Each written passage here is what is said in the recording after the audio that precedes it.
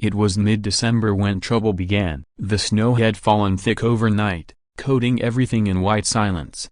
I was shoveling the narrow path from my cabin to the woodshed when a shiny black SUV crawled up the trail. 3 people stepped out, all dressed in expensive-looking coats and that unmistakable smugness only Ho board members carry. The leader, a woman in her 50s with a clipboard and a resting glare, called out, "Sir, you're violating community snow standards." I blinked.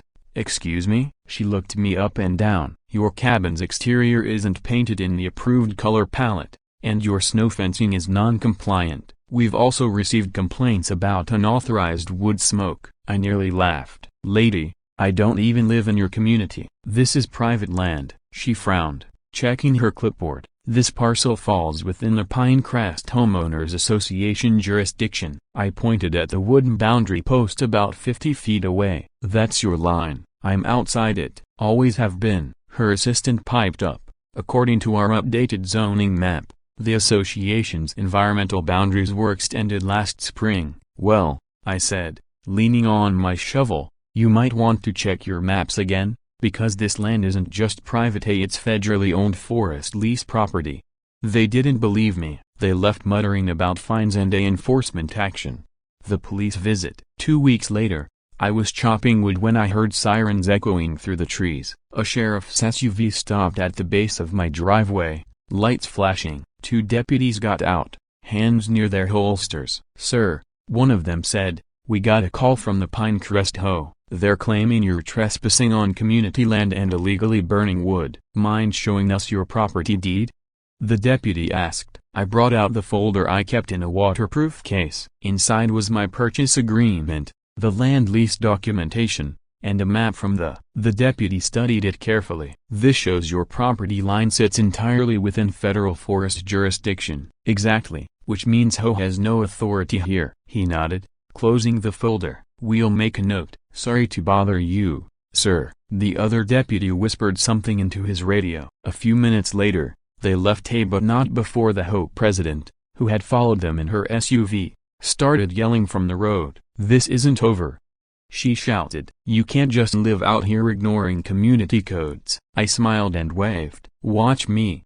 Over the next month, things got worse. Every week, I'd find new notices tacked to my trees: a violation of architectural standard, failure to maintain driveway, unauthorized exterior lighting. One even claimed I hadn't paid my Ho dues for the fiscal year. I sent certified letters back to their office, attaching copies of my federal lease. Each time, I got no response, only more fines and threats. Then one morning, I woke up to see a bulldozer parked halfway down my access road, blocking the way. 2 men in reflective vests stood by, claiming they were contracted by the Ho for snow management. "This is a public service," one said. "On my road?" I snapped. "Get the thing off federal property before I call the rangers." He shrugged. "Take it up with Karen." Yes, that was the president's name, Karen. The Forest Service steps in. I drove to the local ranger station that afternoon. Ranger Mitchell, an old friend from my construction days, was behind the desk. "Mitchell," I said, handing him the stack of whole letters, "you're gonna love this." He read through them, chuckling in disbelief. "They think they can enforce Ho rules on federal land? That's a new one. You mind talking to them before I lose my patience?" He nodded. "I'll handle it." 2 days later, a white Forest Service truck rolled into Pinecrest. Mitchell personally visited the Ho office. According to him, the conversation went something like this: "Karen, we have jurisdiction over all adjacent properties for aesthetic harmony." "Mitchell, you have jurisdiction over nothing outside your legal boundary." "Karen, we extended our environmental influence zone." "Yeah, Mitchell, that's not a thing. This land is under the United States Department of Agriculture, not your bake sale committee." When she realized the government was serious, Karen turned pale. But she wasn't done. By late February, I noticed survey stakes near the edge of my property. Orange flags lined up perfectly through my forest, straight toward the community's back gate. When I followed them, I discovered Pinecrest was planning to cut a new emergency access road right through my land. I stormed into their next home meeting. The whole board was there, sipping cocoa in a cozy clubhouse,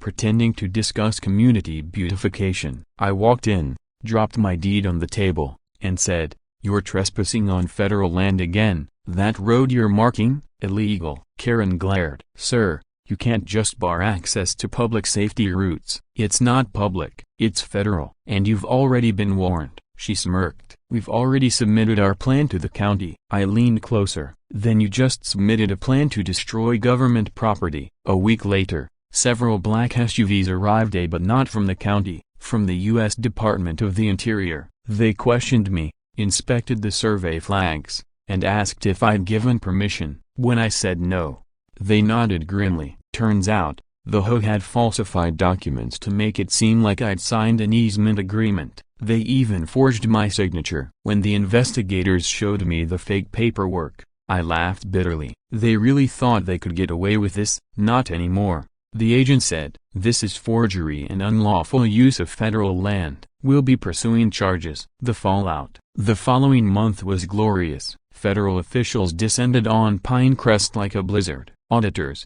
inspectors, and even a few federal marshals arrived to collect evidence. Karen and her board members tried to act innocent, but everyone knew the truth. They were charged with multiple counts: forgery of official documents, attempted illegal construction on federal land, obstruction of a federal investigation. The HO's funds were frozen. Their board was dissolved. And for the cherry on top, the Forest Service seized their maintenance vehicles for use in unauthorized federal operations. The once pristine Pinecrest entrance now looked like a ghost town. Snow-covered driveways, no mail service, and residents furious at the very people who had gotten them into this mess. Karen's visit. One afternoon in early spring, Karen showed up at my cabin. No more clipboard, no SUV, just her, trudging through melting snow, clutching an envelope.